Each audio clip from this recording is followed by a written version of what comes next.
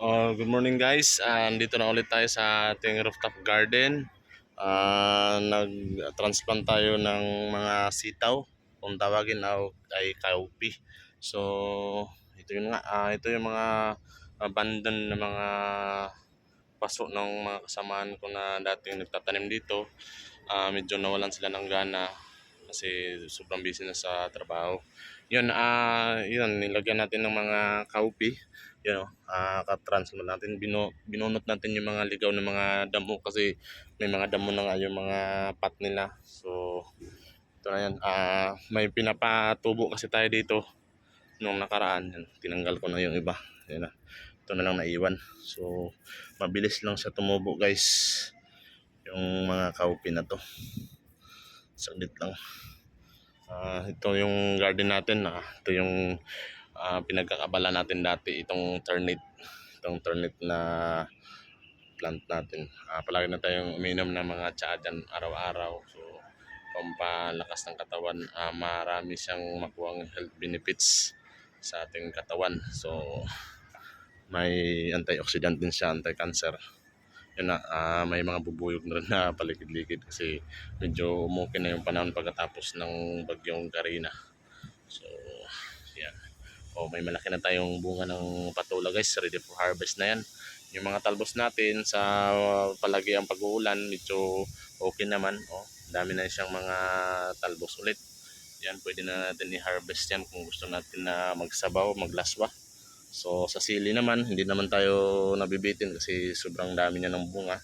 Yan guys, hitik na yung bunga natin ng sili. So kahit na maliit na paso lang, sa sipag lang natin, yan, marami naman na tayong makukuha. Hindi na tayo bibili niyan sa tindahan. Yun, yung mga natin, spring onions, onion leaves natin, meron din tayo. So dito naman tayo sa ating mga pipino guys. Bago lang natin na tanim to.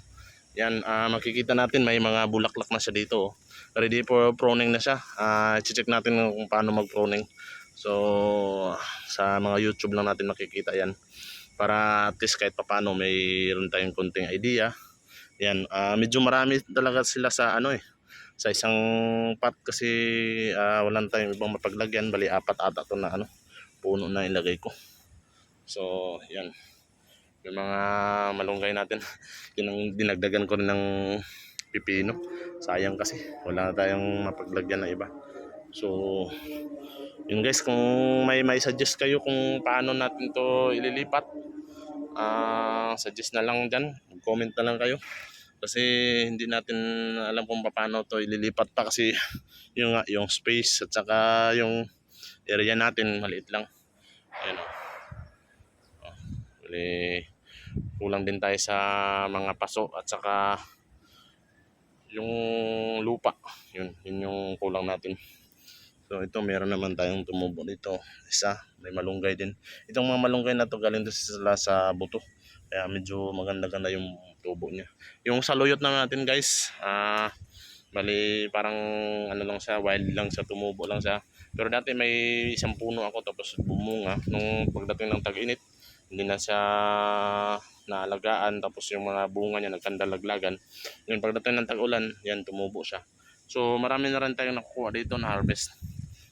Yan, yung mga saluyot natin, medyo hindi lang maganda yung bunga natin, yung dahon natin dahil sa patinding ulan. Yun, yung malunggay natin kawawa na hanginan. So sobrang lakas ng hangin dito.